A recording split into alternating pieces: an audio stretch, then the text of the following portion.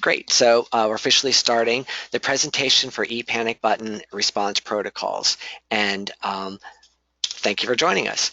Now, a little bit about myself. The director of a workplace violence agency called Peace at Work. Formerly, I was with the state of North Carolina as a workplace violence specialist, also doing research with the Injury Prevention Research Center in Chapel Hill. And then originally a lot of my basic street level knowledge is working with the Asheville Police Department. And you're welcome to contact me at any time. Now, again, as I mentioned, this is geared around the ePanic button, but it truly could be for any systems, whether you're yelling down the hallway or you have some other duress system or whatever policies you or program or technology you use. We're really talking about the soft skills and the policies. Now, one little note, I encourage and welcome discussion. This broadly should take about 3/4 of an hour with Q&A. With the Q&A, I do not mind and encourage discussion along the way. So I'll wait at the end and ask if anyone has any questions, but along the way, feel free to ask questions throughout the program. If something's burning or doesn't make sense, or heck, you disagree with something I said, that would make for a much more interesting presentation. If you're familiar with GoToMeeting, you could expand out this user interface. If it's collapsed, you could shrink it or maximize it, make it big or small. When it's big, grown out, then you'll see this questions area. And right there, if suddenly I hit my mute button by mistake, you can't hear me, you have a question, you have a disagreement, let's communicate that way. I will not identify anyone, but I will repeat the questions. So again, if you've heard this said before, if you have a question but you feel funny about asking, I bet somebody else has the same question. So feel free to ask questions. I encourage the dialogue. Let's get right into this. Basically, one of the things we're looking at when I thought this up and how um, organizations can maintain safe, I really truly believe in prevention. That's the one key that I think I really believe in and keep pushing, not about response protocols, but about prevention, about nipping things in the bud. And so where I'm coming from this is a lot of trainings are focused on active shooter response. And that's the worst case scenario, which is going to be very, very rare. But I believe that many of these incidents had precursors, and if it's dealt well with at the beginning, it doesn't have to escalate to that. And secondly, more importantly, it's low-level incidents, upset, angry people, irate visitors, stuff like that, that needs to be addressed. And so I came up with this idea of a response protocol about prevention teams. And so broadly, we'll talk about why you want to have one, who should be on there, how you assess the development of one, and where those resources should be placed, and then talking about the protocols and training soft skills around those factors. I hope that sounds good, and I hope that's what you're looking for. If this is not what you're thinking, please comment, send me an email, and I can certainly revise or develop a separate program to meet your needs. But this is what I thought is most helpful for organizations. Okay, so what are we talking about here?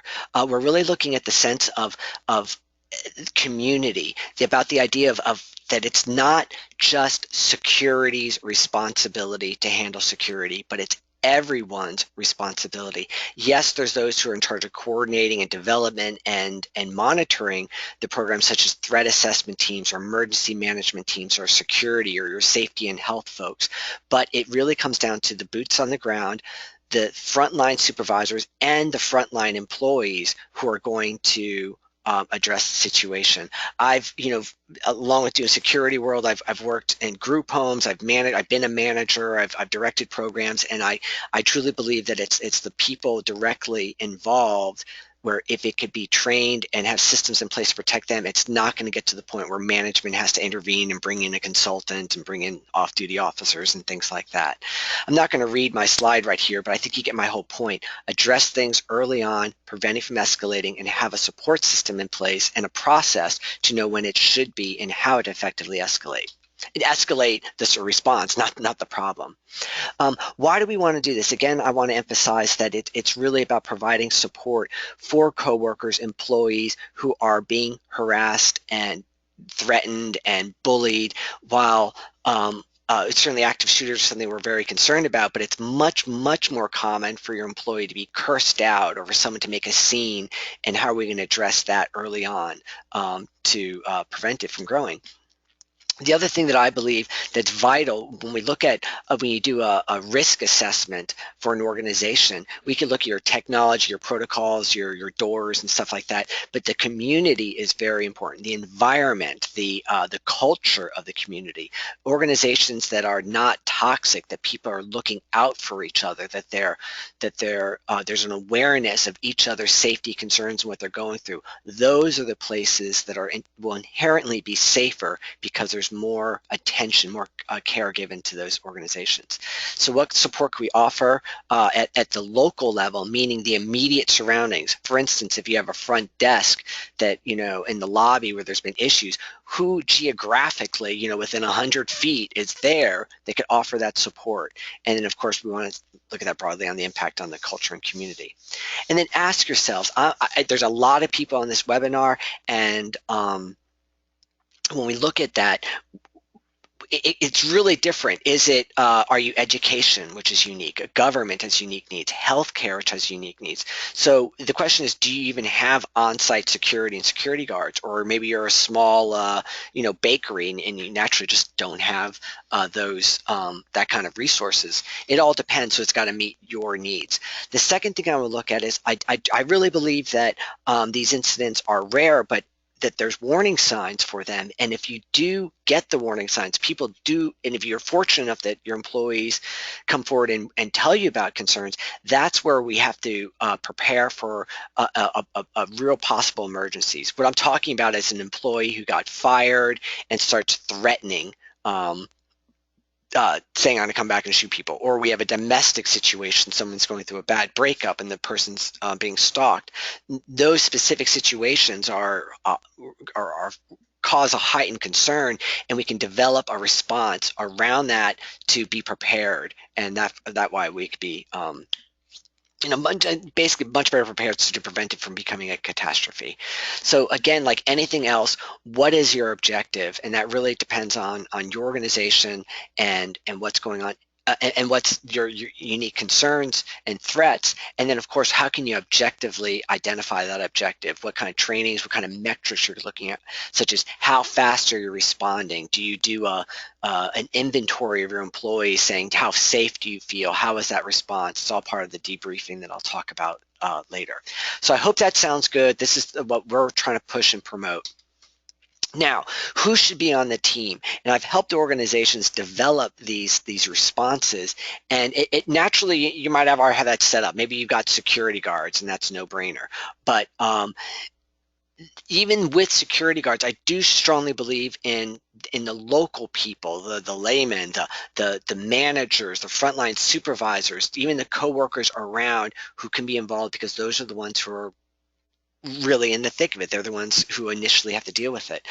A bit of advice from my experience about doing these teams is, don't spend so much time picking out who's the right people. Sometimes I've seen a lot of meetings and sub-meetings and subcommittee meetings and things like that.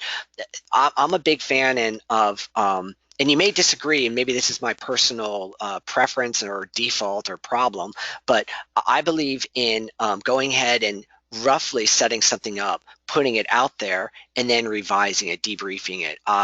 And that way I find to reach a much better product or process. If you spend a lot of time just preparing, you never really get to the stage of actually testing it out.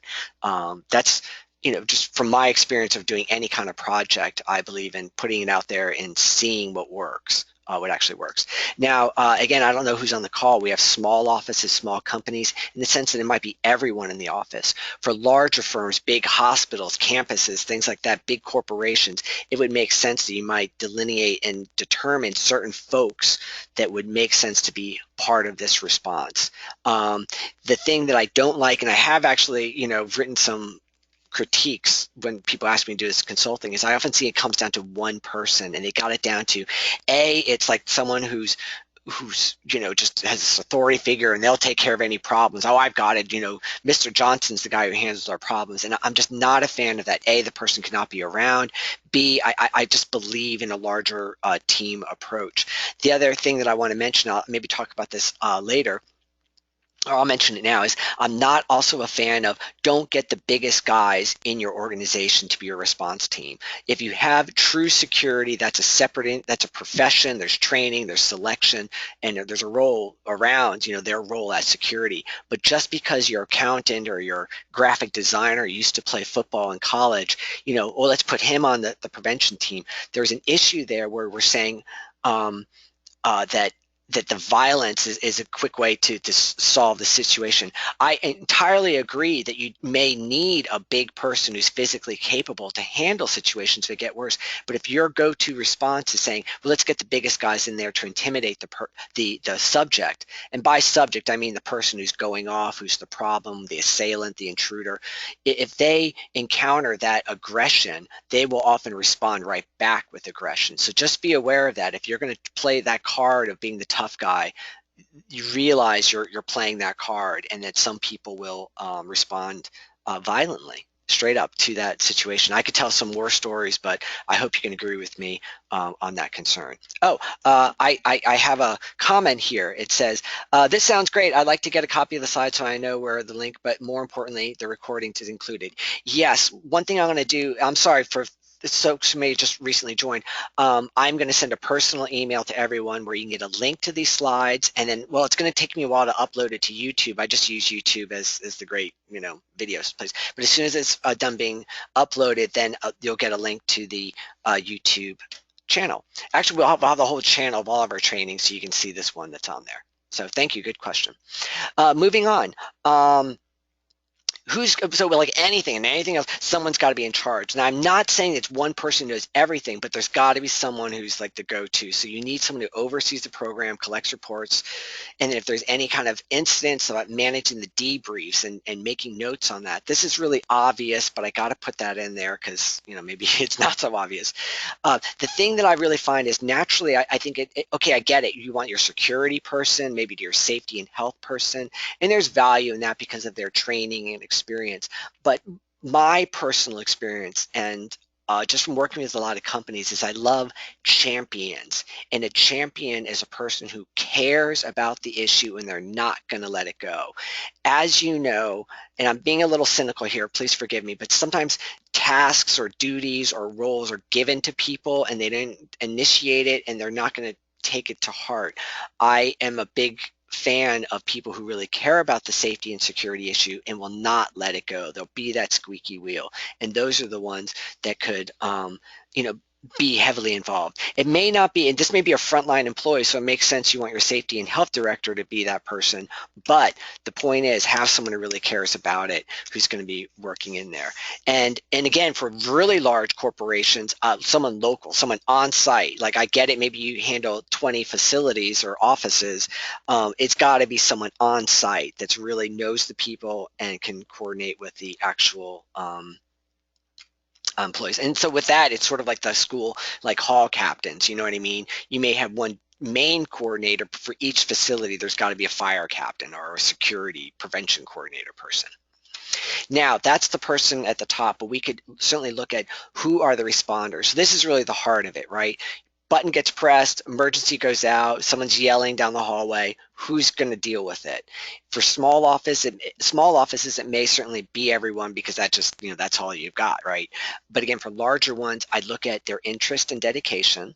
Again, the little spiel I made about people who are really caring about this issue. But sometimes, again, being a little cynical again, sometimes the people who really care about it and are really worried may not be the best ones to actually handle the problems. So the real thing, whoever's going to deal with it, is I want a level-headed, attentive, caring, mature. Do you know what I'm talking about, folks? There's some people that are great in emergencies, and you know what I'm talking about.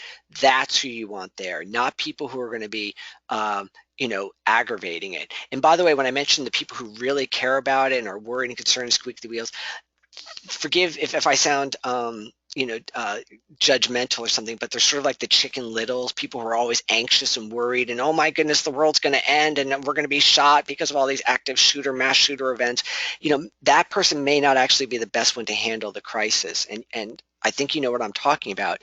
You want the level-headed people. Again, I'm popping over to the thing I said earlier. It doesn't mean you need to get the meanest, toughest looking guy there, because if you're playing that card, what you're saying is we're going to handle any violence threat with the threat of violence. And that's exactly what it is. If you bring a big guy in there who's going to stand behind this subject, you're saying you're going to use violence to solve the situation. That may be appropriate, but again, be aware of what you're suggesting there. I think you see the point that I'm trying to make.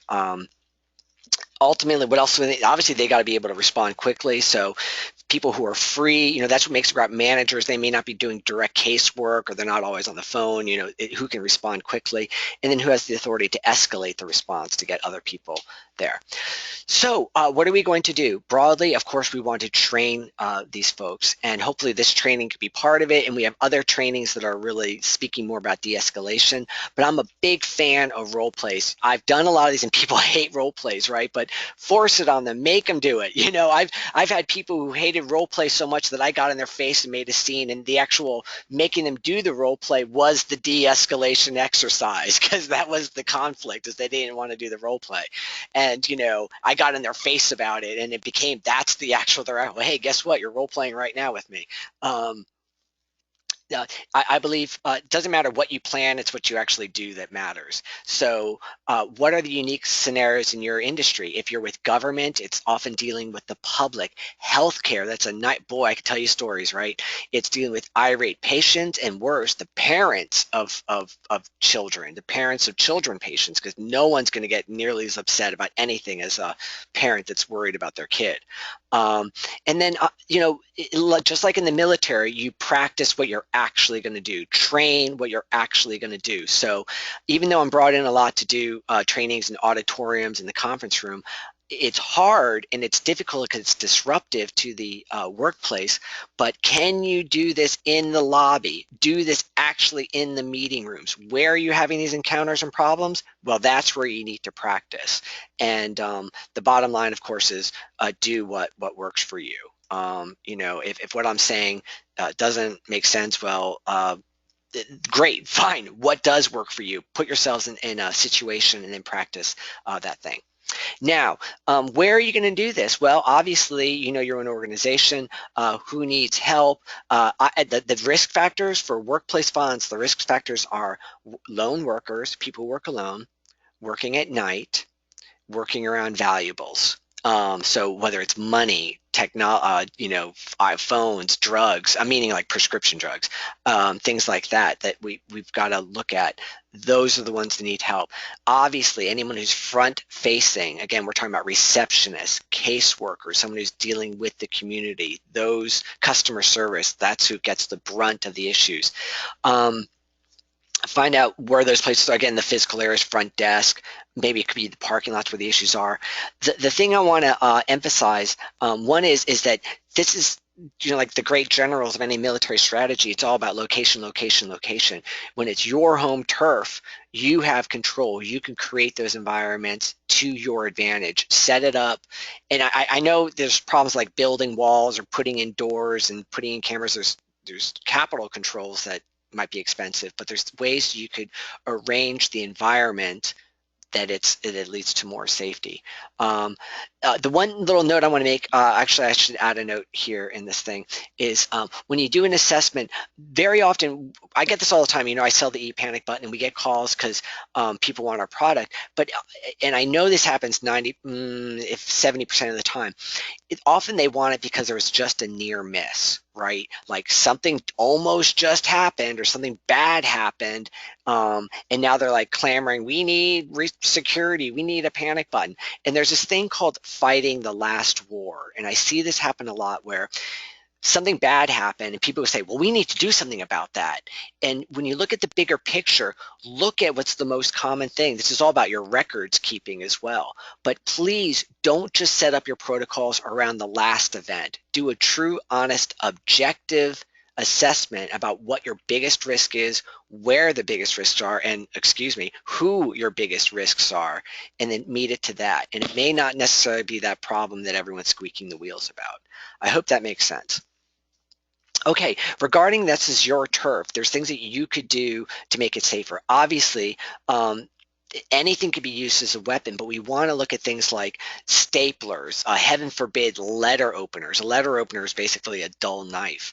Um, in certain industries, I've just done a lot of programs with mental health patient programs, mental health community programs, and obviously it's a very high risk environment, and so we went through everything with a fine tooth comb and like what around here is a possible weapon that people can get their hands on. Another factor is looking at escape, meaning where you have those encounters. Ideally, I love two exits. You always want your back to the door. So when you're setting up these meetings, and especially if you know you're going to be having difficult meetings, let's say you're a social worker working in child protective services, you're about to announce to a mother and father they're taking their child away. If you're going to make that announcement, you sure want to think about where you say that and where you're standing in relationship to the exit. That's a bit of an exaggeration, but I think I'm trying to illustrate a point here about how you set up your environment. And the front desk is a common area, and I realize it's really troublesome. I just seen so many receptionists that are like literally cornered, like their back is to the corner and their desk is cornering them in, and they've got nowhere to go. And if that could be rearranged, I know there's moving furniture and walls and built-in desks and stuff like that, but there's ways we can have this addressed. A safe room is an idea of a panic room. I don't know if you've ever seen that movie. The idea is that you've got a room that's available in worst case scenarios. In general, unless you have a very specific vulnerable, dangerous industry, I don't think every company needs one.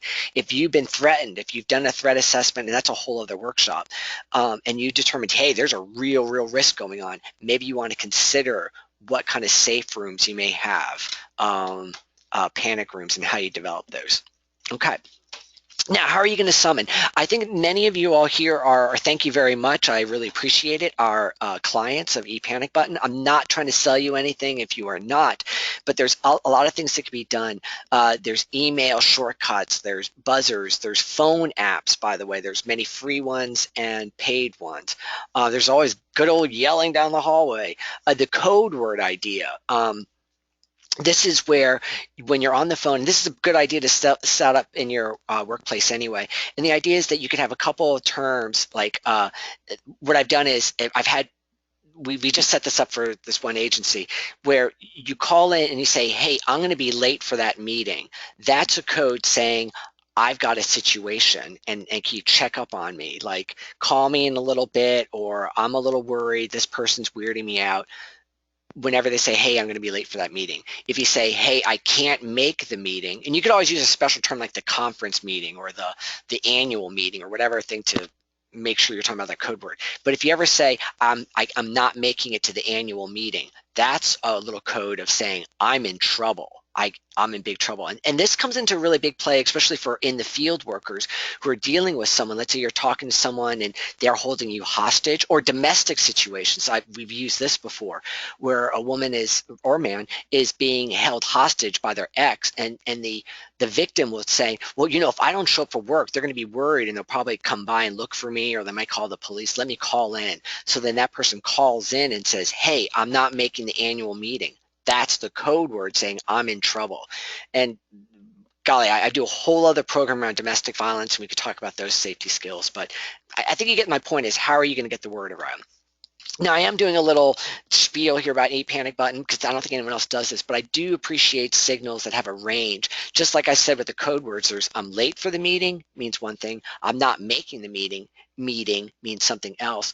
I really appreciate systems where you could have a range, like a scale of emergencies, ways you can confirm receipt. Of course, it should be discrete. And then, as you may know, security and safety, redundancy is a good thing. You want redundancy. You should always have backups. Usually, the word redundant and HR usually doesn't mix well, but I find people in safety and security like that word. One little, like this little picture right here, this is for people who don't have the ePanic Button, but you can get these remote or radio controlled RFID radio signaled doorbells. So you just plug in the big box in an outlet, and then the little doohickey, that little key fobby thing, is you put a battery in there like a AAA, and then you press the button and it alerts the thing. This is a quick, easy, cheap way to create a doorbell. But when people couldn't afford the ePanic Button, for whatever reason, they said, go to Walmart, go to Home Depot, get these for like $15, and you've got a quick little easy panic button. A little cheap, easy thing. Okay, let's talk about protocols. The one thing is I want to mention is it's always about assessment or range of options. I'm not going to say you should do X, Y, and Z. You should always come in, assess the situation, then determine from the whole alphabet what the best response shall be. Broadly, though, the guiding principles are what's the most sensible, reasonable, safe thing to do whenever, safety first, whatever. There's a question, well, I'm not sure what's going to happen. As a security advisor, I'm just saying always assume to go on the safety side, because if you did a little extra work and it wasn't needed, well, okay, so that's too bad. The antithesis is worse, right? I decided not to do something, it went bad, and now you really wish that you did. One little quick thing, this is from my experience of doing emergency management in a lot of crazy situations. Often you can be flustered when you run into a situation, you're overwhelmed, and we'll talk about that in a second. Here's two tricks. One trick is I think of someone I respect, like someone that's that's really good at handling emergencies, and someone I think is a real level-headed, real confident person. I just pretend I'm them. I'm like, oh, what would she do? And then I would do it. The other thing I do is I try to imagine I'm going to have to write this up in an hour. And do I want to make this? Do I want to? When I write this up, am I going to be like, oh, that was a dumb decision, or I'm going to really say, hey, yeah, I did everything that made the most sense. So those are two things that help me out whenever I'm dealing with an intense situation. That's really jumping into the actual response stuff that I'll talk about in a second. So what are we doing? Broadly, those responders, when you come into the scene, what you want to do is three things. And it's always in the sense of being prepared to do anything. It's sort of in order, but the idea is you want to do an assessment. But the point is you're always doing an assessment. You initially do the assessment, and then you never stop. How dangerous is it? What's going on? Not only how dangerous is the subject, but what are your resources? What are the things going on? Are there children present? Are there other visitors there? All these things come into play that you have to consider. Obviously, the next thing you want to do is defuse or de-escalate it. You want to lower the risk. You want to establish safety. And I'm going to go over this in detail, these little tips and tricks in just a little bit. And then finally, you want to be able to escalate the response. Like, hey, this is growing and I need further resources. I need more help, or we need to, evacuate, whatever it might be, but have a system in place so that should it continue to get worse, or maybe you walk in there and right from that initial assessment, this is red zone, this is red flags waving all over the place. That's where you immediately go into the mode of notifications and stuff like that. Now, when we talk about the response protocol, so you have your team, you have whoever's coming in dealing with it. What do we want to do? You get the message. If I could speak about ePanic button, maybe you're getting a text, you're getting the pop-up. Is there a way you can confirm back to them? If you get the ePanic button, there's a confirm receipt method, so you can send a little discreet message back to the sender, back to the victimized person that can let them know, hey, I know you're in trouble, I'm on my way.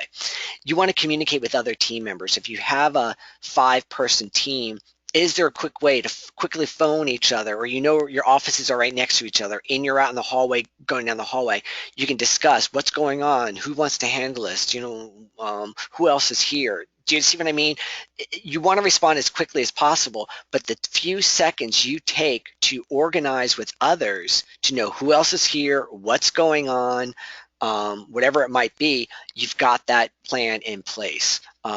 It often, and this is the fault of many, I think, if I may say, newbies, and I've done this before, whenever there's an emergency, you jump right in to fix it. And it's very important to take a few seconds to step back. For instance, like a great example is a pool. If anyone's aware of like lifeguard safety issues, you see a body or someone floating in a pool, your instinct is to jump in the pool and save them. Hold up, you don't know why that person's floating in the pool. The one question is if there could be electrical charge. If the water is electrified, you certainly don't want to get in that water. The 5 seconds to determine that, whatever it is, looking for wires, things like that, could save your life as well. The one thing you also may want to do, again, depends upon your organization, is let administration know. And this is, I'm sorry to sell something here, but the ePanic button's handy because you could always pop over an email to your risk manager, your general manager, your attorney. So they have a little FYI, hey, something's going down over in the math building or over in the Asheville office. So they're in the loop. Now, let's talk about you, like really you, your body, your physical body. Please understand that many emergency managers, law enforcement folks, they're well aware of these issues and hopefully even gotten training on this. But for most folks, you have to understand when you're going into a situation, your body's going to be changing. Your heart rate, your breathing fast, adrenaline, epinephrine's pouring through your veins, and it's going to change the way you think and the way you handle things. And while training and practice is very important, part of that is experience, right? It's really experience is the best teacher, so you know what's happening to your body and you know how to respond. Oh, there's my point again about thinking of someone you respect. That's something that's helped me a lot in handling some pretty crazy stories. Um, Regarding the body response, please understand that know who you are and how you respond to things. When I talked about the adrenaline flowing in your body, I think everyone's heard of the idea of fight or flight. And it depends on not only who you are and how you respond to things, but it might be the context as well, that when you go into a situation, um, it's who's being victimized, who's the perpetrator, that also influences how you're going to respond. Let me say that for many folks, just know this about yourself, and hopefully we're all adults and we've had enough life experiences. You know who you are. Are you the type of person who tends to just get geared up and ready to take the person out? Are you ready for that confrontation? Um, Secondly, do you not like conflict? Do you want to appease? I'm not saying that you're, Captain Jack Sparrow here, like running for your life, but the idea is, do you not like conflict and you're going to try to appease it? I'm like that also, so I get it, but knowing it is really important. The thing that I don't want any, I don't want anyone on the response team like this. This is common for many, many people, but know this about yourself. You're the type that freezes, that just gets into shock whenever there's conflict or there's an emergency or there's some sort of crisis. That's the worst. It's bad to run away. It's bad to jump into the fight, but freezing, well, they're all bad. But please understand that there's another response. People say fight or flight. There's also freezing that occurs, and all of them are bad, because my point is you need to be in control. Sometimes I'll say that running away is the right thing to do. Sometimes actually fighting is the right thing to do. It's never the right thing to do to freeze. But again, that's knowing yourself and realizing if you're in that situation, getting further support. I hope I didn't belabor that point, but I'm just trying to emphasize it. So, think about yourself. You do that little self-assessment, how you are, and as you approach, you want to be listening. Again, don't just barge in. For instance, it's a way you could peek in. It's a way you could listen in. Obviously, if someone already has a weapon drawn, don't enter that room. That's where you're certainly calling 911 and getting and escalating that response, notifying others. Your lockdown procedures or whatever you may have. But obviously, I'm sorry, some of the stuff that I teach I feel is so obvious, but I guess I want to make sure that it's documented and it's part of your process. Don't just barge in there. How many people are involved? Who else is in the room?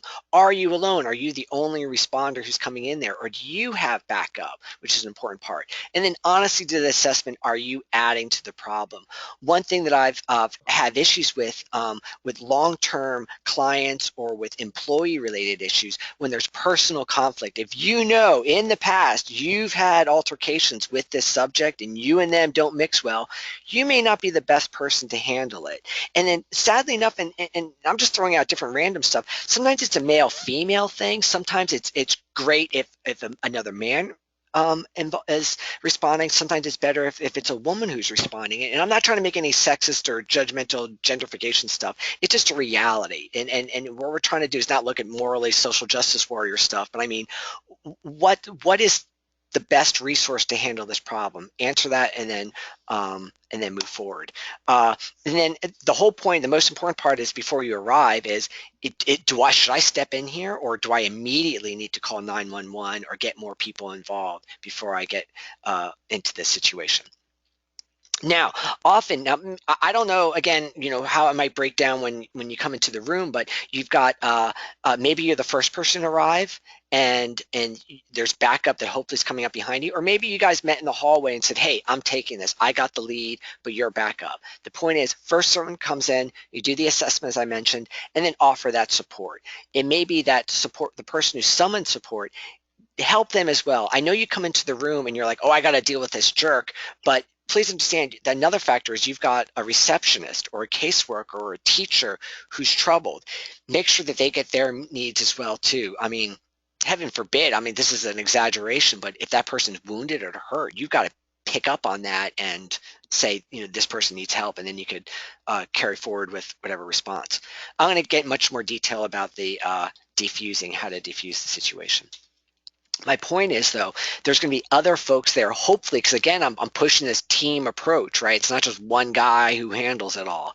Other people could be on that standby support. The one thing, obviously, that I'm trying to emphasize here is don't gang up.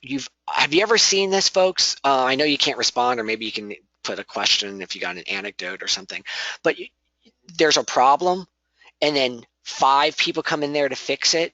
That ever solve the problem when 5 people try to fix something? No. Yes, and you see this well done in military and law enforcement. There's one commander, the commander's in charge, and then they tell everyone else what to do.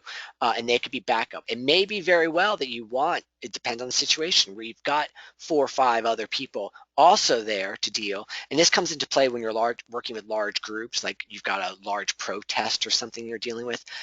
But I hope I'm making my point clear. Let's have one person deal with it. Don't gang up. Don't, too many cooks in the kitchen analogy can spoil the meal. Other people could be outside monitoring.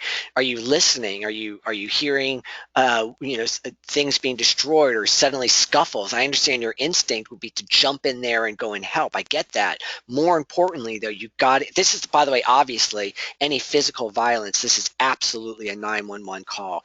And as I'll discuss later, law enforcement, it comes down to seconds, folks, that especially, heaven forbid, in active shooter situations, seconds count because it's over in minutes. So seconds do count. Get law enforcement on the way.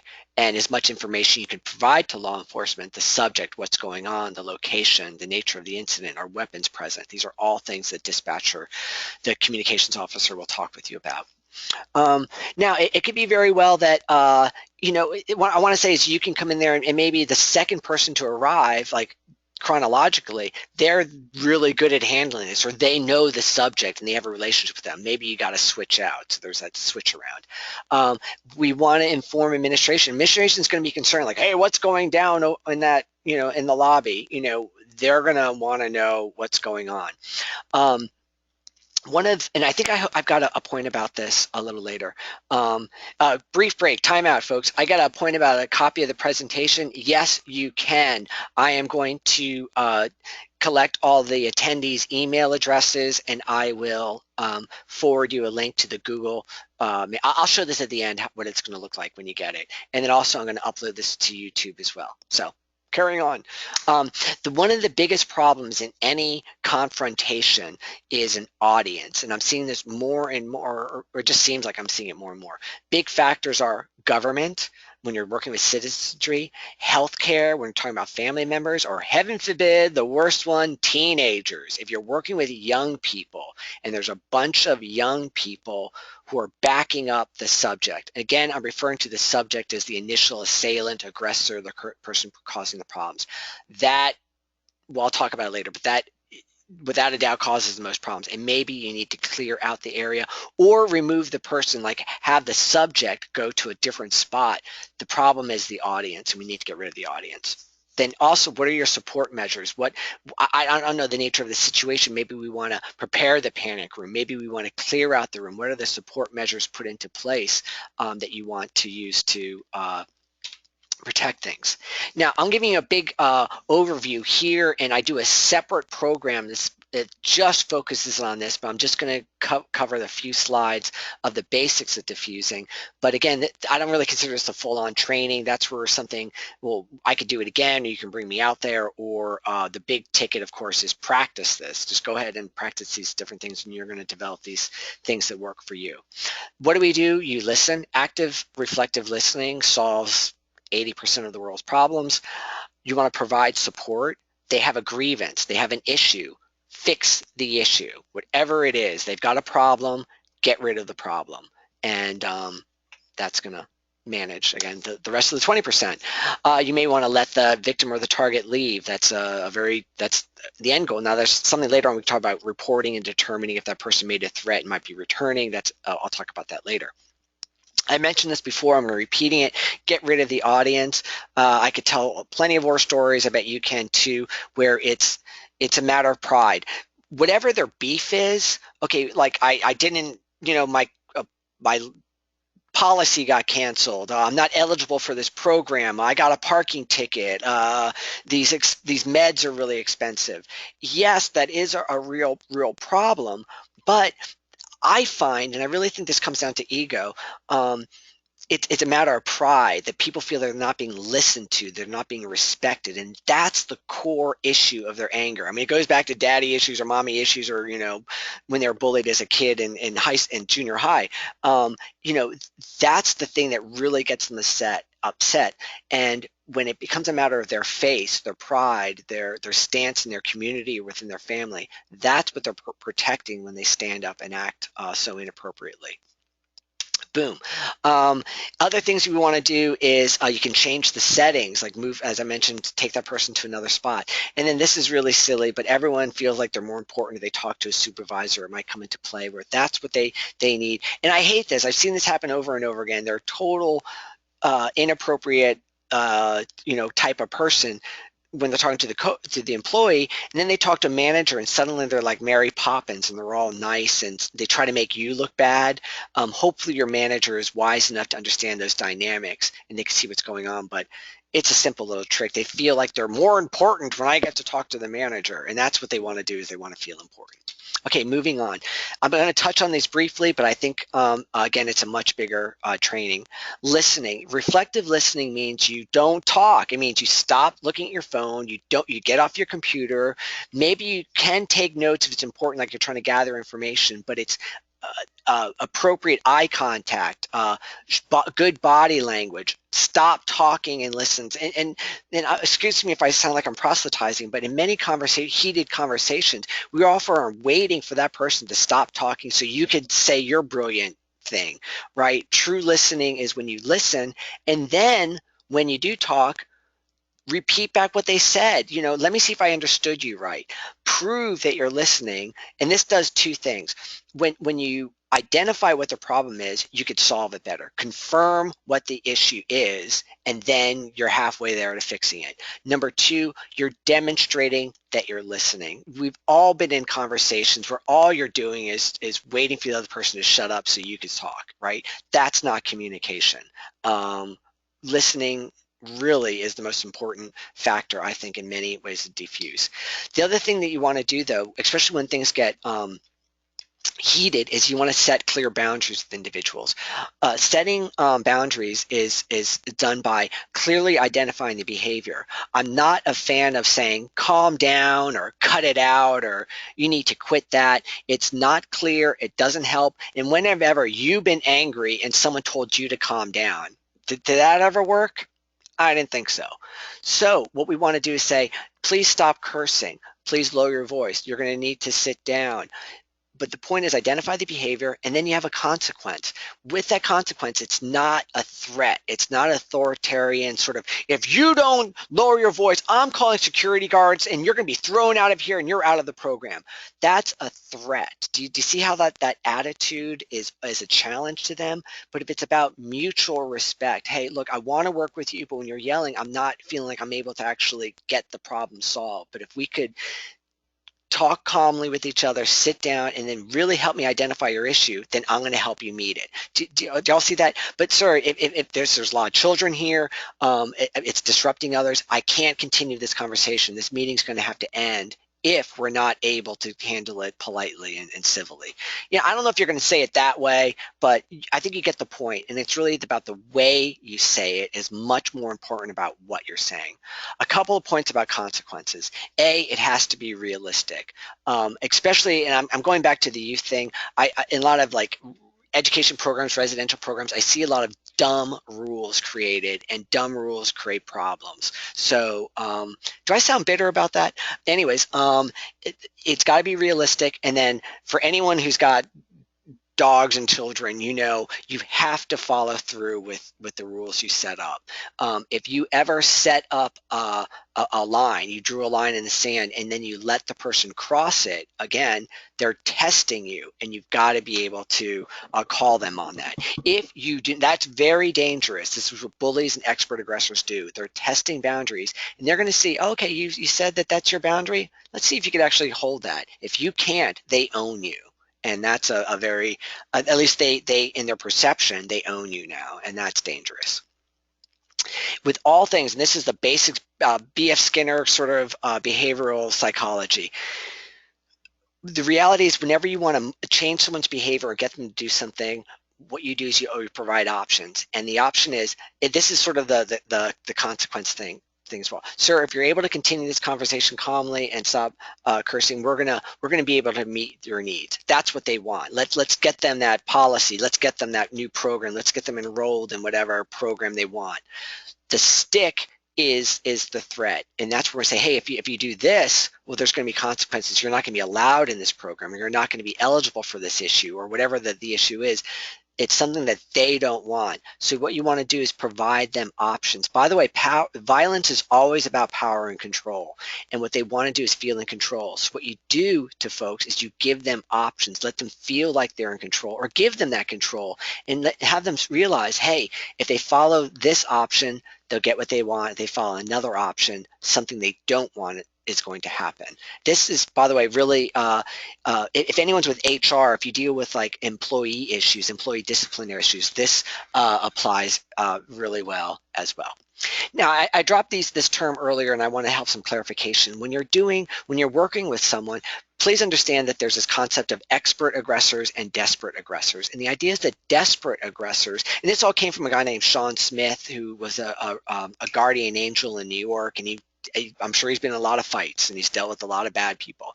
And I found this too. He's just coined it first, so I used his language. Desperate aggressors are people who are pretty good, normal people, but they're really upset.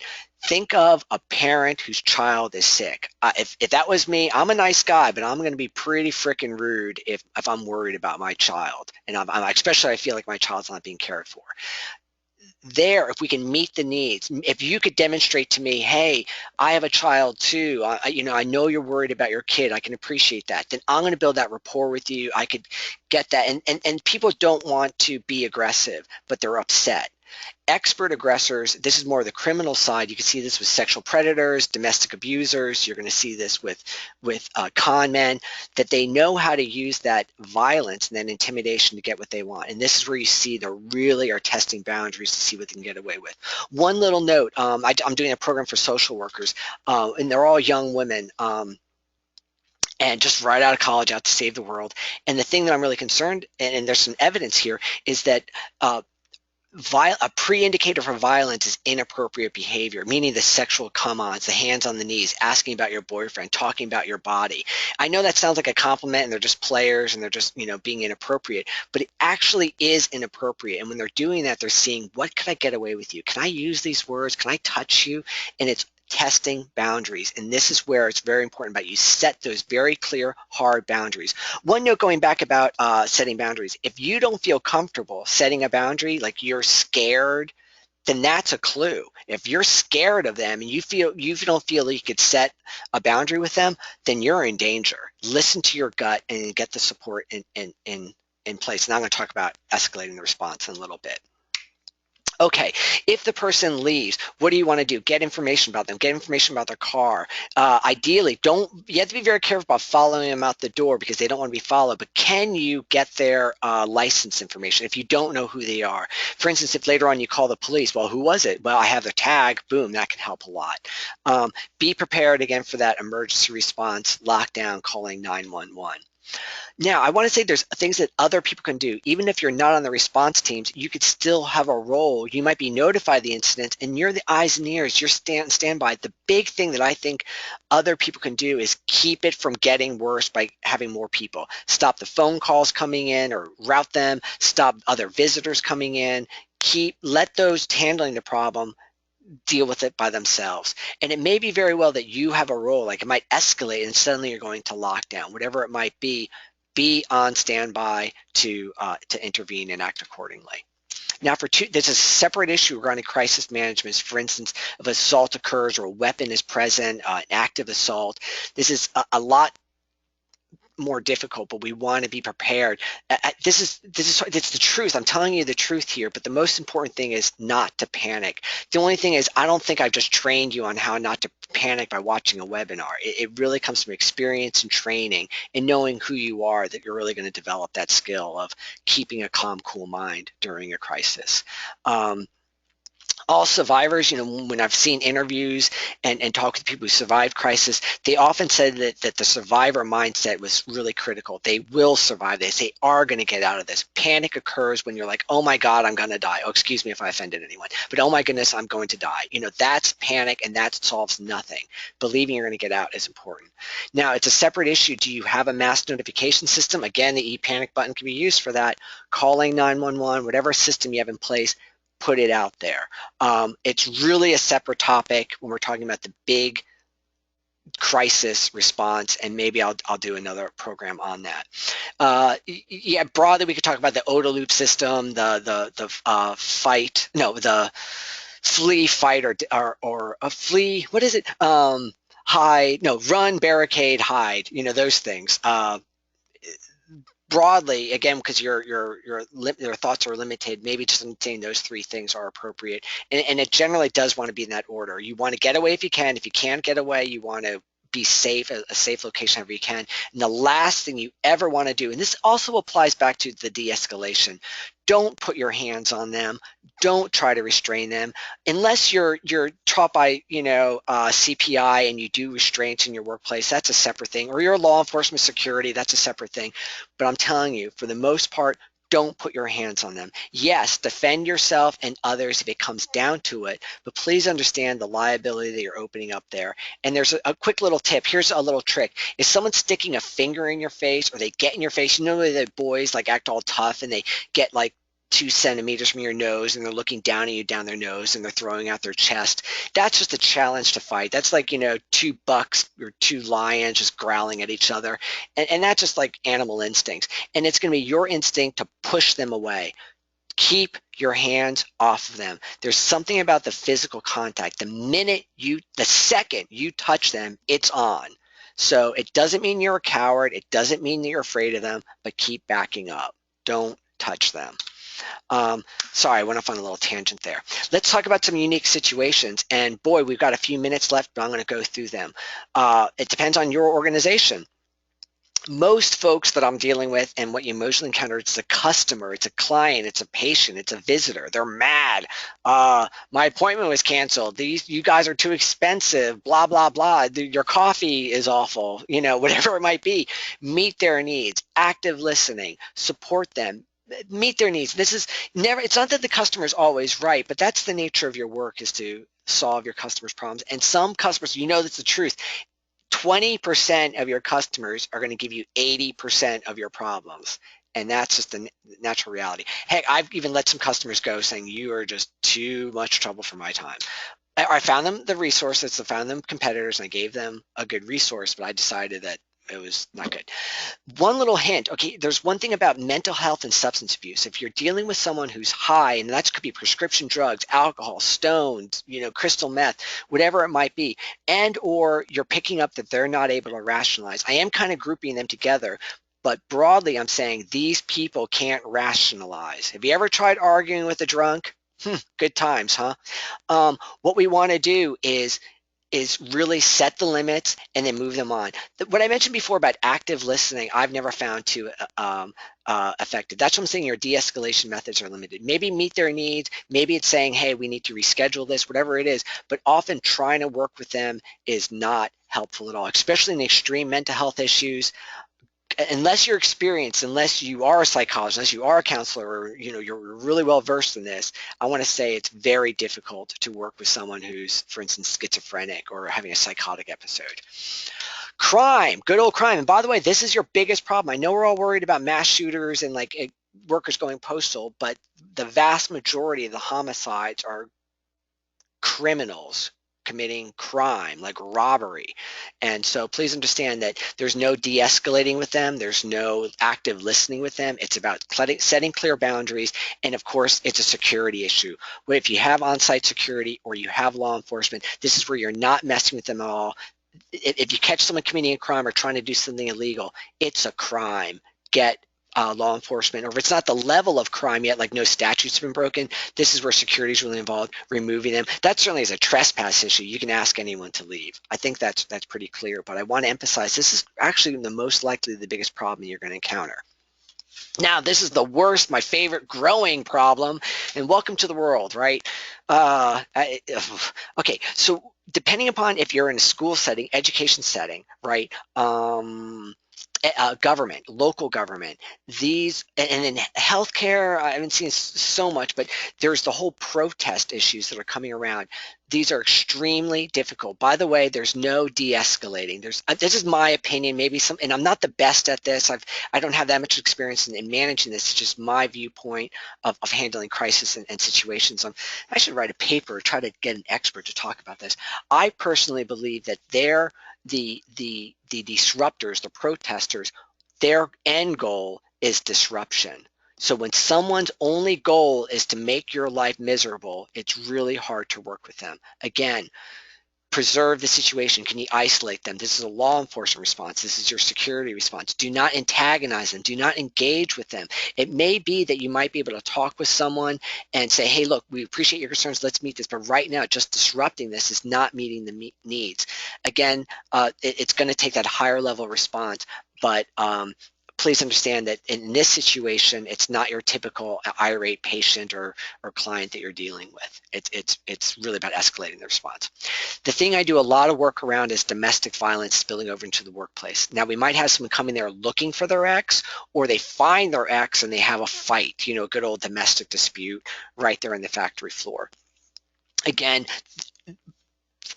from my personal experience, it's an escalated response. This is really jumping straight ahead to security, calling 911, having the intervention, working with the person, trying to talk to a guy who's been beating up his girlfriend. She's finally left him. I've done this, folks. I've been there. You're not going to be able to talk the guy down. You could discuss the issues around his consequences. He's trespassing. He's going to be asked to leave, and those issues. But try to understand why she's such a blank, blank, blank, and how she's hurt him, and try to understand how she's such a terrible person. It doesn't go anywhere, and it's not actually appropriate to be engaged in that conversation. Factors to be considered. One, is there a restraining order involved? If they come there looking for the victim, for the abuse victim or the stalking victim, you certainly want to notify them. The real trick, and I do this entire other presentation, is getting them to tell you about their problem. And because of the shame and embarrassment surrounding domestic violence, that's a real trick. One tip, folks, avoid parking lots. I do research around this, and most of the domestic violence homicides at work happen in the parking lot. So they go out to the parking lot to have their discussion. She says, that's it, we're over, we're through. He shoots her. Okay, just be aware that that's a tense spot. Afterwards is really important. Document the event.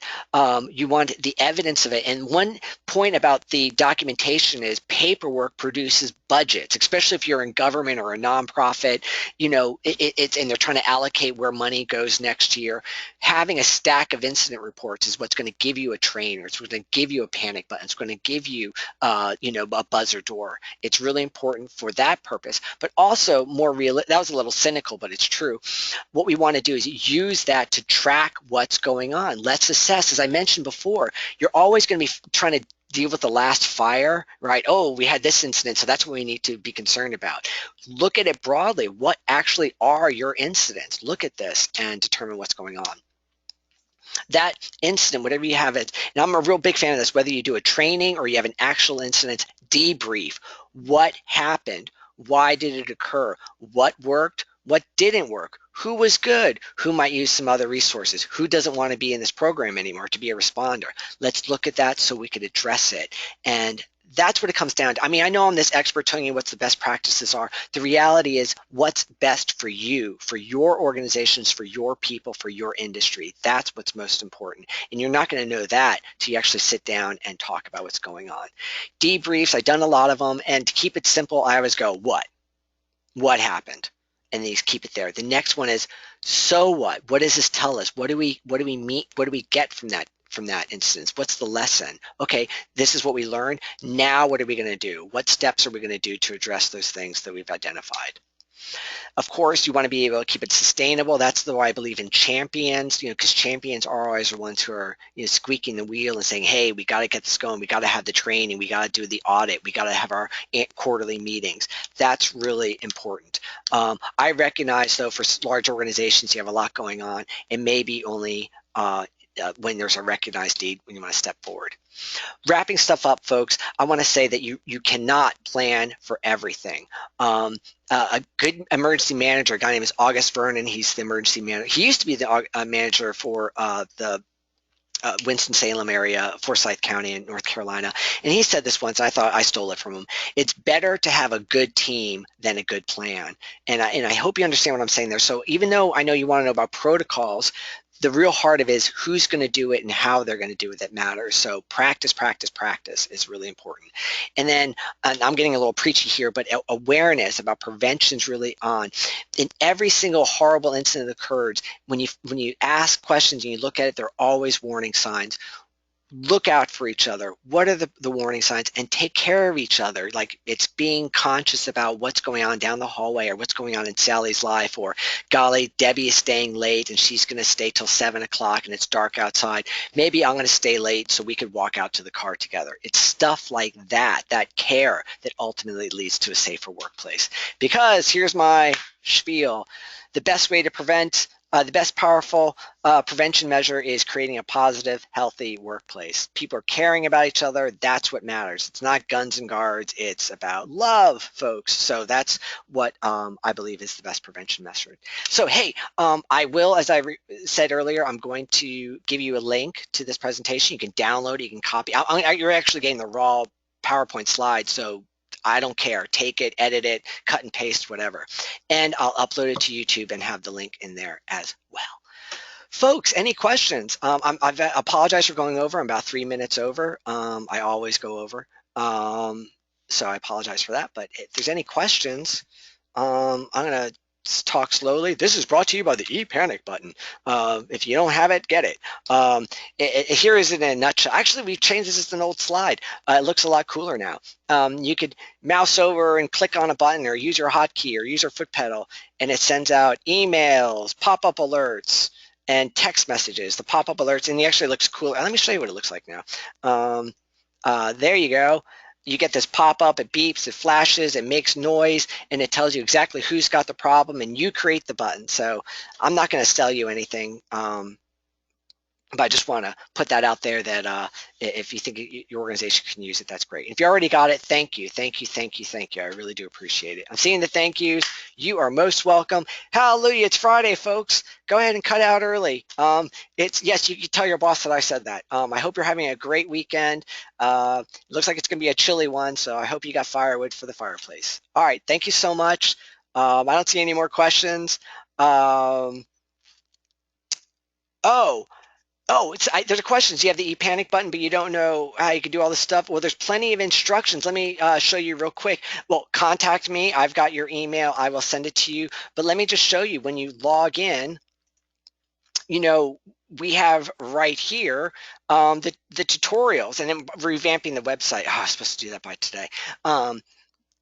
Here are all the things, like how to create the send delay so stop false alarms. How do you change your receivers? How do you create buttons? Here's the one overview, a 6-minute overview. It's pretty darn easy. End user trainings, and I'm going to add more stuff in how to do test runs. All this stuff right here. Please let me know. Thank you. No, okay, ePanic button does not work with laptops that roam. One funny thing, and I've done some research around this, they don't make laptops with GPS systems, which I don't know why, because it doesn't take much technology, or might be an expense issue. But laptops, if you pick up and walk around, let me show you the ePanic button. Oops, I didn't mean to do that. The program has a field called location, and whatever is in that location field is what's going to be the point. So whatever when you initially set it up and you're saying room 24, it'll always say room 24. Yes, we're working on a phone app, and actually phones, because they do have GPS, we'll be able to use. But right now, if a laptop's moving around, unless you buy a GPS USB plug-in, laptops don't have any location abilities in general. There's a few really expensive ones like field workers, like archaeologists and mining engineers who go out in the field. Some of those do, but those are like, $3,000 laptops, and those are the ones that have built-in GPS. Hope that answers your question. All right, folks, thank you so much. It's Friday. I'm hungry. Working on it. iPads. Yes, we are. Well, but the iPads we're going to do is have an app. So iPhones and iPads, we're able to use the app, but and then yes, our iPads do have GPS. So I think iPad 2. I'm not sure about iPad 1. But those will be available. Golly, we just had a conversation about that on Monday. And first, we need to make some few improvements about our current program, and then we're certainly looking at the mobile app. We certainly appreciate the need for a mobile app. Thank you, guys. Laptops, iPads. I think that's it. Again, I really appreciate your time. I can still stay on if right now if you're like, wait, Johnny, then I'll wait. But I don't think there's any other questions yet, so I'll mosey if that works for you. Thanks so much, everyone. Stay safe out there. Bye-bye.